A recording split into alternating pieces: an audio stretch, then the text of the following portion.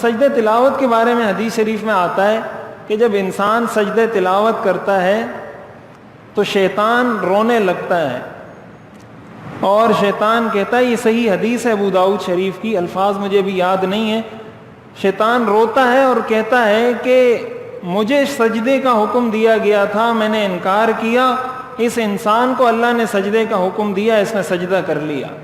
تو یہ سجدہ تلاوت شیطان پر بہت بھاری ہے۔ کیوں؟ اس لیے کہ یہ جو آیات سجدہ ہیں ان میں سے اکثر وہ آیات ہیں جن میں سجدے کا حکم ہے کہ سجدہ کرو، سجدہ کرو، سجدہ کرو۔ تو جیسے ہی وہاں انسان پڑھتا ہے سجدہ کرو اور اسی کے ساتھ وہ سجدہ کر لیتا ہے، تو یہ شیطان پر بہت بھاری ہے کہ جب اللہ نے مجھے کہا تھا کہ سجدہ کرو، میں نے تو کیا نہیں، اس کو اللہ نے کہا، اس نے کر لیا، یہ تو کامیاب ہو گیا، میں ناکام ہو گیا۔ تو یہ سجدہ تلاوت شیطان پر بہت بھاری ہے۔